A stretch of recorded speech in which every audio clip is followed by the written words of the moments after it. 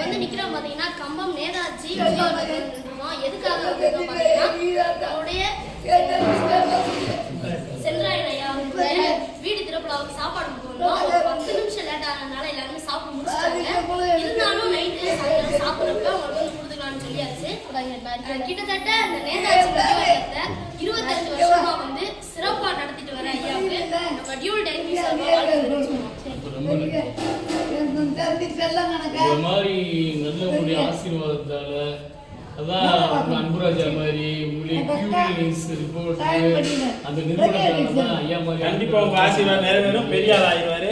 எல்லாத்தையும் பார்த்து எல்லாரும் இந்த